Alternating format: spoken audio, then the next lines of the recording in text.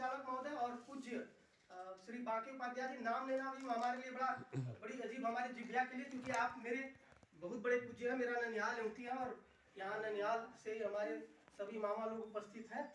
तो आपकी बहू हम लोग की नानी लगती है, हमारे माता जी की बुआ लगती हैं जी।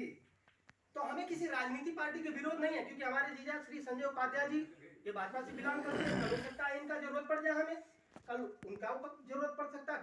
बसपा से कोई ब्राह्मण आएगा, हम छाती ठोक के कहेंगे कि बसपा को वोट देंगे। हमारे लिए न मुलायम सिंह है, ना हमारे लिए सुशील सिंह है, ना हमारे लिए कोई नहीं है। और जहां तक मैं नेता का नाम नहीं लेना चाहता हूँ, अवश्य में वक्तव्यम कृतम कर्म शुभाशुभम, जिसने जैसा कर्म किया उसको भोगना पड़ेगा, वो चाहे पाणे जी हो, तिवारी जी हो, पटिया जी हो, चौबे जी हो। चौथा फैक्ट मेरा है कि सबसे बड़ा धन है शिक्षा। आप सच्ची बता रहा हूं, मैं बहुत छोटा हूं आप लोगों से, आप लोग बहुत बड़े बड़े पदों से रिटायर है, मैं एक अदरा सा प्राइवेट टीचर, छोटी सी शिक्षा देता हूं। और जिसको भी शिक्षा देता हूं सिर्फ यही देता हूं कि बच्चे अच्छे ढंग से पढ़ो। यदि तुमने पढ़ा तो एक भीमराव अम्बेडकर ने पूरे भारत का भविष्य बदल कर रख दिया। हम ब्राह्मण मुखमासी बाहुराजा में करता कहते रह गए और वो संविधान लिखकर हमारे सामने से आंखों के लिख के चले गए और हमारे बच्चों का भविष्य बदल दिया।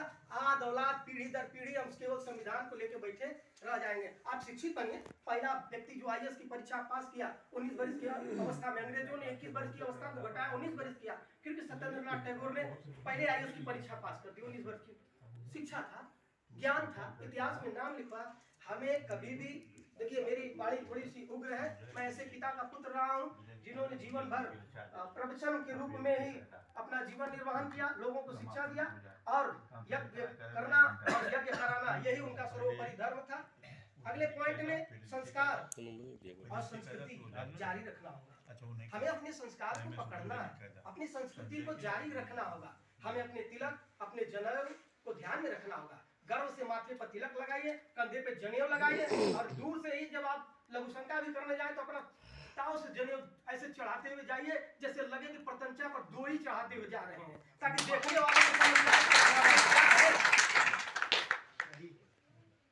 कोई भी ब्राह्मण जो मैं आप जो कहने जा रहा हूं, मुझे लगता है आप विद्वत जनों के वाणी से वो एक सार होगा कि कोई भी व्यक्ति किसी स्तर पर ये जो कहते हैं ना कि मैं असहाय हूं, कहां असहाय है आप बताइए तो। मैं अपना सा टीचर हूं, 10-12 हजार 15 हजार रुपया महीना कमाता हूं, फिर भी जिस लेवल पे हूं, ये बेलवनिया से हमारे मित्र हुए हैं, आपके 2 बच्चे हमारे विद्यालय में पढ़ते हैं, एक्सेलेंट पब्लिक स्कूल डेढ़गांव में। इनके दोनों बच्चे टॉपर, अभी टेस्ट हुआ था, एक बच्चा 100 में 100 और एक बच्चा 100 में 98 नंबर पाया है। लेकिन प्रेम के पास आते गए और मुझसे इतनी घनिष्ठता हो गई कि मैंने कहा भैया आज हमारे पिताश्री ने एक ब्राह्मणों का आयोजन रखा है, मेरे साथ चलिए।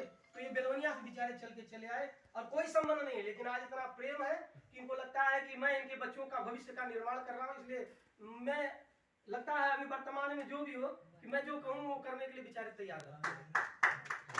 अगला हर एक फैक्ट पर आप ध्यान देते जाइएगा, कोई भी गलत लगे तो आप बताइएगा। चरित्र निर्माण, मेरे बच्चे को मारा गया, मेरे बच्चे को पीटा गया, पहले ये तो पता करिए आपके बच्चे ने किया क्या था।